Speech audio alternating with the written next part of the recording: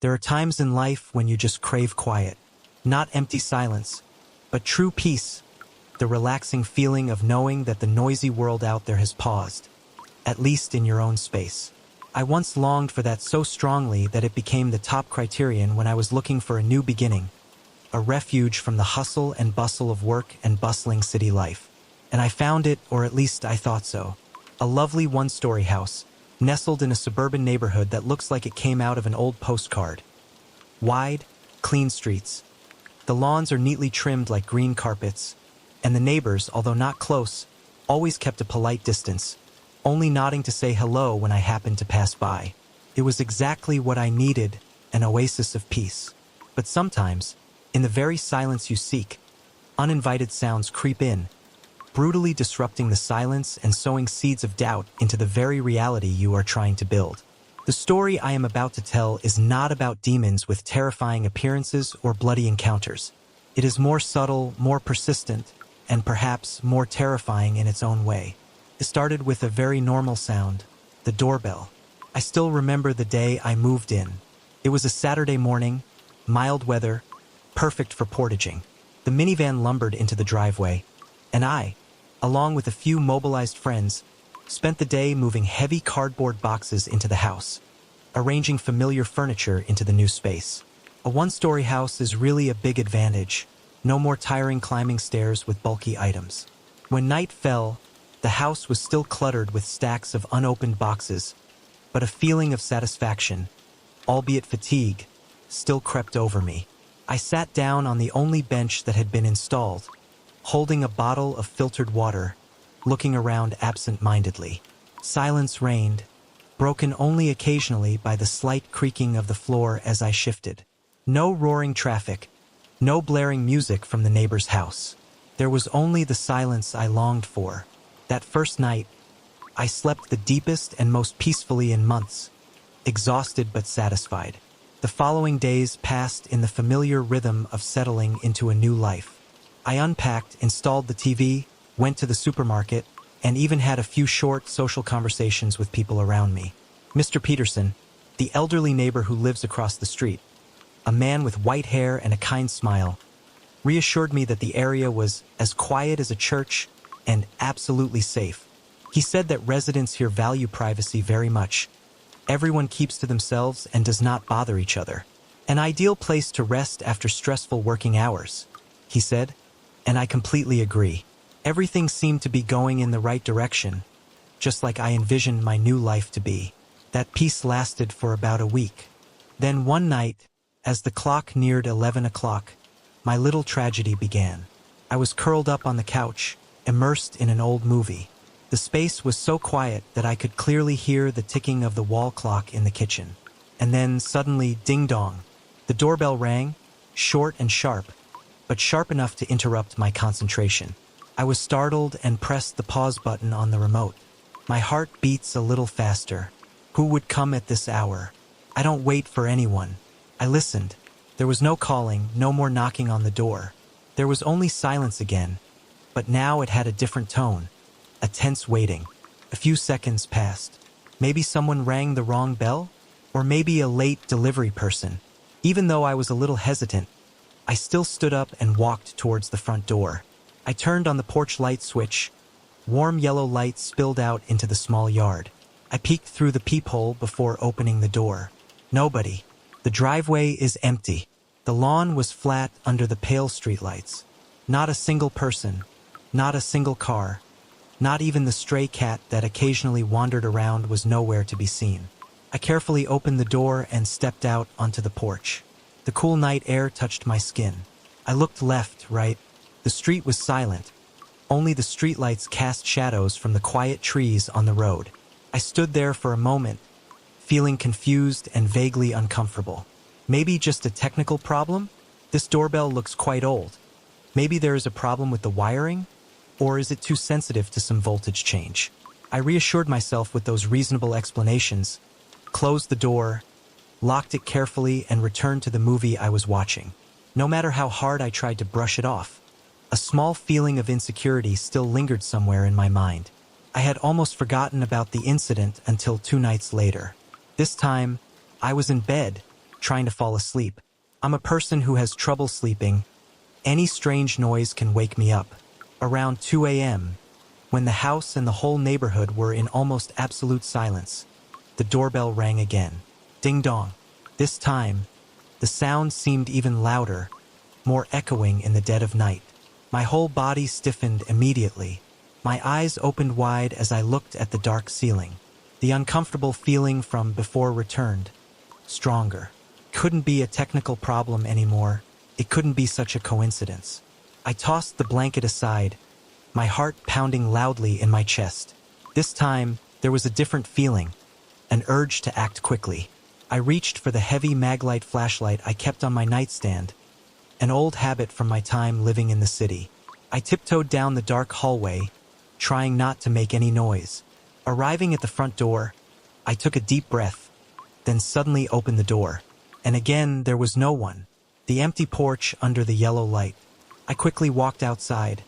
The cold night air made me shiver even though I was only wearing thin pajamas. I stood there, straining my ears to listen. The sound of crickets chirping in the distance. The sound of the wind rustling the leaves of the trees above. But there was absolutely no sound of hurried footsteps. No giggles of a mischievous joke. No whispers at all. It's just me, standing alone under the night sky, feeling both frustrated and a little creepy. The feeling of being watched began to arise, even though my mind still tried to deny it. I went back into the house and checked the door lock twice, 3 times. I tried to go back to sleep, but the sleep was no longer peaceful. The image of the empty porch and the clear sound of the doorbell kept repeating in my head. It's not weak or noisy at all. It's exactly the same as if someone were actually standing there and pressing the button. Someone was there, right at my door, just seconds before I opened the door.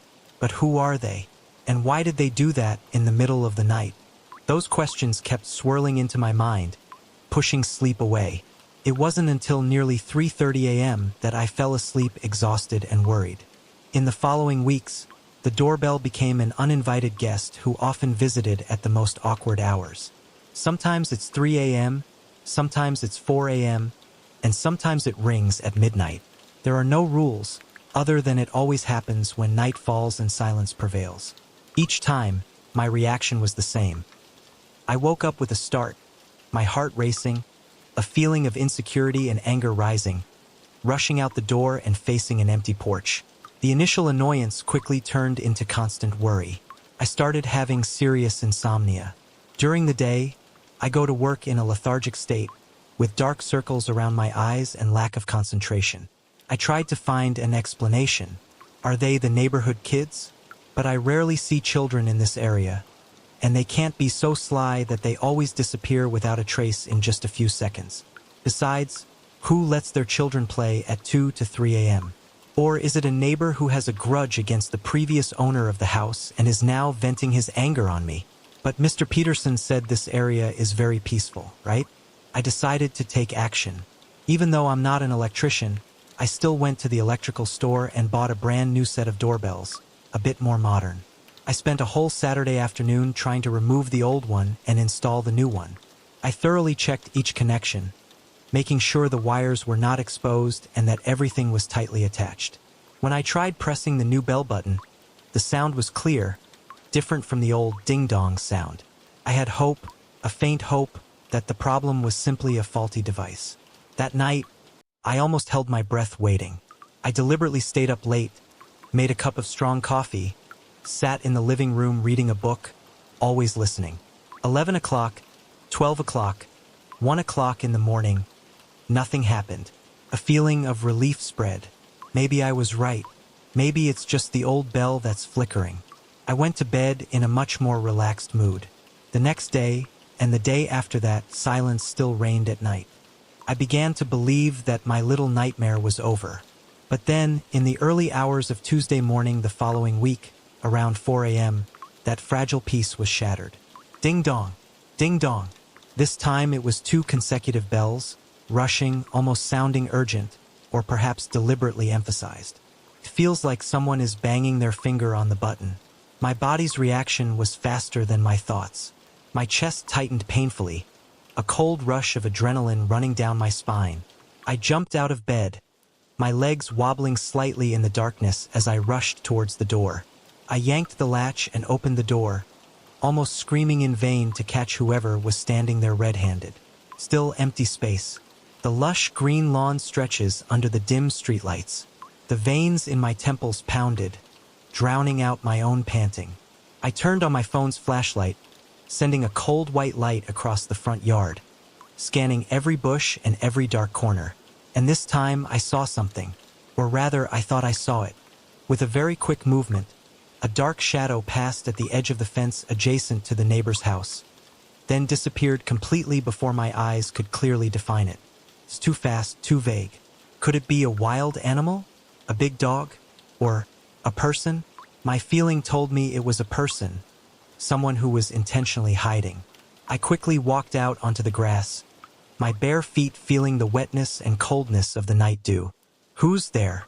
I called, my voice a little hoarse from stress. There was no reply.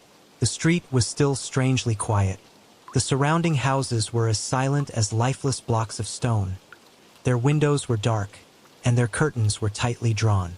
A shiver ran through my body, not only from the cold, but also from the feeling of loneliness and being hunted invisibly. Someone is playing with me, and they are very good at staying hidden. I went back into the house, locked the door more carefully than ever, and checked the chain latch. I can't sleep anymore. I sat down at the kitchen table, the only yellow light in the house casting my shadow on the empty wall. My mind was spinning with countless theories, but no explanation was truly satisfactory. This incident was no longer a mere annoyance. It became a potential threat, an intrusion into my safe space. That morning, I decided to take the advice of the friend I told the story to install a security camera. I can't continue to live in this state of anxiety and startles every night. I went to the electronics store, chose a simple motion sensor camera that was capable of recording at night and connected to my phone. Installation is quite easy. I mounted it up high, right under the eaves, facing the front door and part of the yard. From my phone, I can view live images and receive instant notifications if any movement is detected. A layer of technological protection, no matter how small, makes me feel somewhat more secure. That night, I went to bed with a new hope. The camera would catch that person, or at least, it would give me proof that I wasn't imagining things. Around 2:30 a.m., like a frighteningly familiar refrain, the doorbell rang. Almost simultaneously, my phone vibrated with the notification motion detected at front door. My heart beating like a drum, I grabbed my phone and opened the camera app. Images appeared directly. The familiar porch, the front door, part of the lawn, but completely empty. Not a single person in sight. I rewound the clip that was just recorded by the sensor trigger. It only lasts a few seconds. It's true that the sensor worked, but all the camera recorded was a quick blur across the edge of the screen, right before the doorbell rang in the clip. It was so fast, so blurry, it was impossible to determine what it was. A lost bird? A big leaf blown by the wind? Or was it the dark shadow I had glimpsed again? Feelings of frustration and helplessness overwhelmed me. Technology cannot help me solve this mystery either. I turned on the porch light remotely via the app, then rushed out the door again. Still nothing. But this time, when I looked closer at the damp ground near the fence, where I thought I'd seen the shadow move a few nights before, I noticed something different. A small area of grass looked slightly flattened. Not much, but enough to show that someone might have been standing or hiding there. And near the next rose bed, I found a faint footprint of unknown shape, but definitely not mine. It wasn't deep, suggesting the person was either lighter than me, or they were moving very carefully. This small piece of evidence, although vague, further strengthens the belief that there is a real person behind all this. The following nights, the camera continued to send motion notifications coinciding with the doorbell ringing, but the recorded images were always just fleeting blurs, or sometimes absolutely nothing even though the sensor was activated. It seemed like the person knew about the camera, or they moved too quickly and skillfully to be recorded clearly. Some nights, I tried moving the camera to different angles, hoping to catch a better perspective, but the result was still the same. The feeling of being ridiculed grew. One night, around 3 a.m., the bell rang again. This time, I not only opened the door but also rushed out, shouting loudly into the darkness. "Who's there? I know there's someone there. Stop now." My voice cracked with anger and fear. In response to me was only the silence of the night. But at that moment, I heard it very clearly, a light rustle in the grass, towards the fence. The sound of a person moving quickly, cautiously, trying not to make loud noises. I ran towards it, flashlight flashing wildly. But when I arrived, there was only a silent fence and darkness. That person disappeared again like a ghost. I stood panting in the middle of the yard, cold sweat running down my spine. I have no doubts anymore. This is not a childish joke, nor is it a technical error. Someone or something is intentionally terrorizing me. But why? What have I done to blame anyone? I'm just a person who wants to live in peace. I thought about reporting to the police many times. But what will I tell them? My doorbell keeps ringing at night. The camera only records a blur, and I occasionally hear rustling. Sounds so wild. They would probably think I was paranoid or simply note the incident and leave it at that. I tried talking again to Mr. Peterson and another neighbor on the right, a young couple. Both expressed sympathy but insisted they did not hear or see anything unusual. They advised me to check the electrical system or it could be due to wild animals. The disbelief in their eyes made me feel even more alone in this invisible war. As time passes, the frequency of the ringing seems to decrease, but it does not disappear completely. There are weeks of peace. Then suddenly one night the bell rings again. A reminder that the threat is still there, lurking somewhere in the darkness. I gradually developed a sick habit. Every night before bed, I checked the door lock several times, looked through the peephole at the empty porch, and listened to the slightest sounds in the house. My sleep became restless, full of nightmares. The peace I sought when I moved here was completely gone, replaced by constant vigilance and fear. I've learned to live with it in a way. Every time the bell rings, my heart still tightens, my body still tenses, but I no longer rush out the door frantically. Sometimes I just lie in bed, eyes wide open, staring into the darkness, listening to the faint sound of footsteps fading away or rustling in the grass, then waiting for silence to return. I don't know how long this will last, whether it will escalate into something more dangerous. I just know that the quiet house I once dreamed of now hides a dark secret, an invisible horror reserved only for me, and I'm stuck with it, alone in the long night. But the strangeness doesn't stop at my house. It seems that there was a period in my life when the abnormality decided to stick around and creep into even the seemingly safest and most boring places, the workplace. I work in a fairly large office building, divided into several areas. My department is fortunate to be located near the front, where there are large windows that let in natural light. The space is airy and there are always people passing by. However, there is an area at the back of the building that most people try to avoid unless absolutely necessary. A long, narrow hallway leading to an old warehouse used to store supplies and archives that have been unused for a long time. From the first time I was forced to walk down that hallway alone, I had a bad feeling. The light from the fluorescent bulbs on the ceiling was weak and flickered continuously, creating flickering light and dark areas, making my eyes strain to see clearly the end of the hallway. Even during the day, this place still has a gloomy, cramped look as if trapped in a state of eternal twilight. The air here is thick, carrying the musty and dusty smell of time.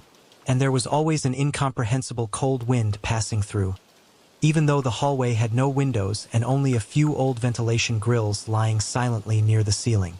The feeling of being watched crept into my mind every time I stepped foot there, a prickly feeling even though I was sure I was alone. I tried to brush it off, telling myself it was just the cramped space and poor lighting, but my chest still unconsciously tightened every time the heavy door leading into the hallway closed behind me. Things started to become clearer late one afternoon. My boss asked me to go down to the warehouse to get some more printing paper and stationery supplies because the temporary warehouse near the department was out of stock. Usually there will be support staff to do this, but that day they left early. I sighed. I really didn't want to go, but work is work. I pushed the heavy metal door open. It made a horrible creaking sound as usual. Entering the hallway, silence and gloom immediately enveloped. Only the sound of my footsteps echoed lonely on the old ceramic tile floor, creating a dull, empty sound. I was about halfway through, past a row of 3 metal side doors in a row on the left wall, doors leading into electrical cabinets, a small maintenance storage room, always locked, when suddenly a cold wind, much stronger than usual, blew past me from the front. It was so strong that it made my bangs fly, and the few papers I was holding almost slipped out of my hand. Almost immediately after that gust of wind, I heard 2 bam, bam, loud, resounding, coming from the metal doors on the left. The sound was like someone had used all their strength to slam 2 doors shut almost at the same time.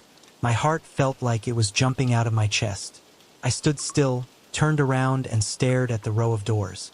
They were still closed and silent as always. Who could be in there? Those rooms are almost never used. I walked closer and tried the knob of the first door. Stiff, locked tight. I tried the second door, where I thought the sound was strongest. Same, not moving at all. The lock is still intact. I listened, pressing close to the cold metal surface. No sound from inside. Confusion overwhelmed the initial fear. Could it be the sudden change in air pressure from the ventilation system causing that noise? A strange wind tunnel effect in this narrow space? Even though the explanation didn't seem entirely convincing, I still clung to it. I shrugged, told myself not to be so sensitive, and continued toward the warehouse at the end of the hallway. I grabbed what I needed, tried to do it quickly, and almost ran on the way back out. The return trip was eerily quiet, without any wind or noise, but the feeling of insecurity still persisted. From that day on, every time I was forced to walk down that hallway alone, I started to notice other strange sounds. They weren't loud explosions like last time, but soft, tapping sounds, coming from behind one of those 3 locked metal doors. The knocking sound was not loud, very subtle, almost like someone was gently tapping the inside of the door with their knuckles. It usually happens when I pass by, and only when I'm alone. I tried to ignore it, telling myself it was just the sound of pipes making noises or the sound of the building expanding. But the knocking became more and more frequent, sometimes a little stronger, accompanied by soft scratching sounds. My stomach always tightens every time I hear those sounds.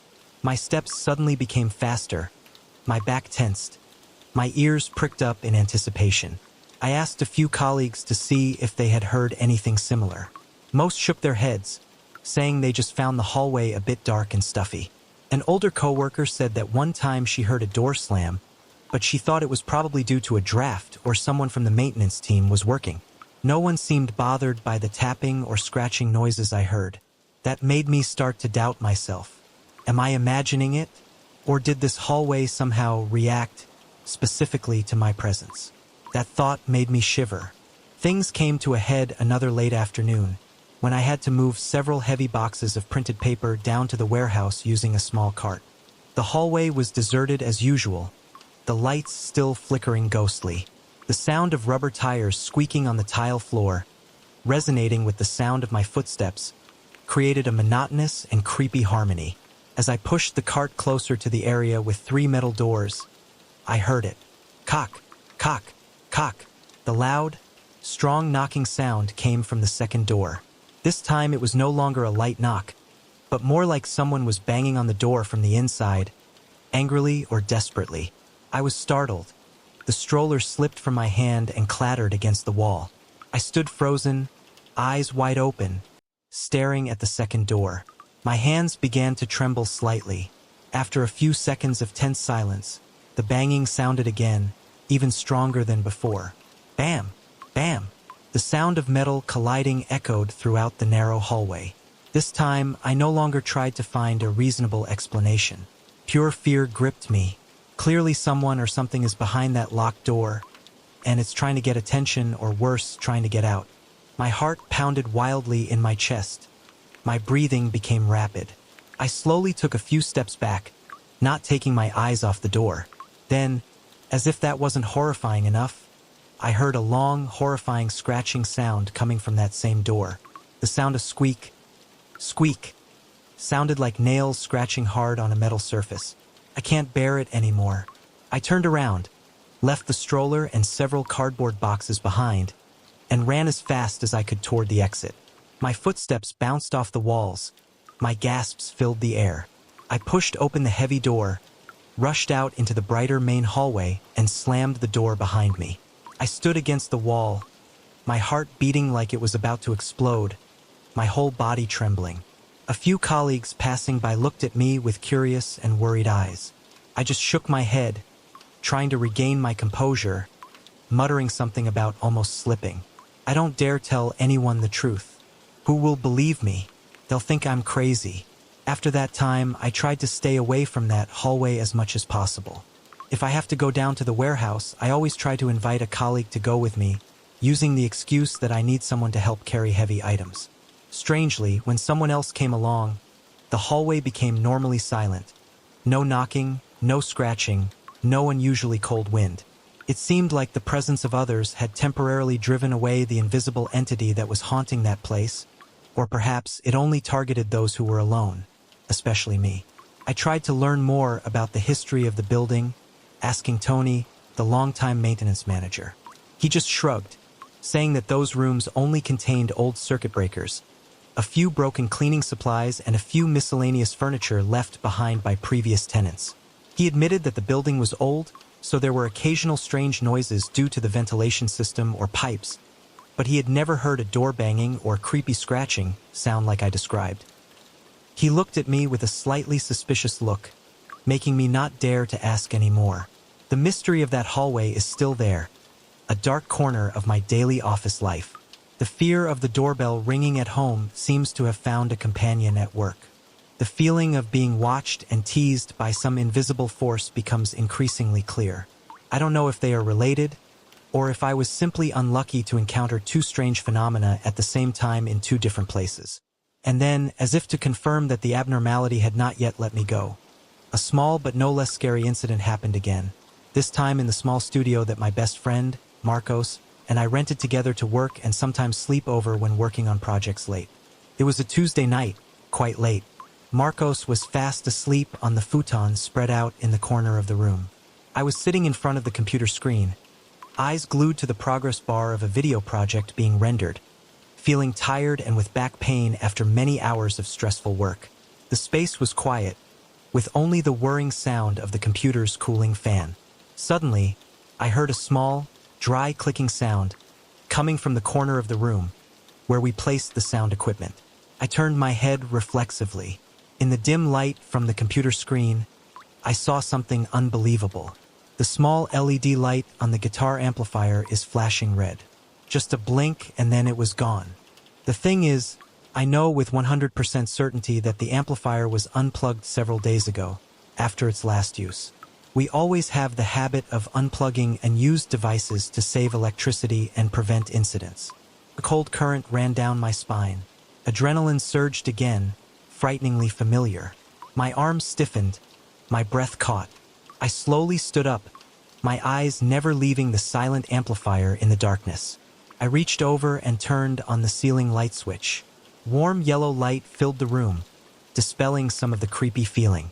I walked closer to the amplifier and bent down to take a closer look. Just as I remembered, its power cord was curled up on the floor, the plug a meter away from the outlet. There's no way it could suddenly have electricity. I stood there, staring at the dark LED light, then at the power cord lying on the floor. Marcos was still sleeping soundly, unaware. The feeling of loneliness during this bizarre experience returned. No loud noises, no scary images, just a ridiculous flashing light on an unplugged device. But that absurdity makes me feel more insecure than ever. It was like a whisper from the other world, a sign that the line between the normal and the abnormal was fragile, and perhaps something was really following me, not just at home, not just at work, but everywhere I went. From the haunted doorbell ringing in the dead of night, to the mysterious sounds coming from behind the locked door of the office hallway, and now the ghostly flicker of an unplugged device. What are they? Are they linked, or just cruel coincidences of the universe? I don't have the answer. Even now, many years have passed since those events. I still cannot explain them. The doorbell at that house finally stopped ringing after I moved out,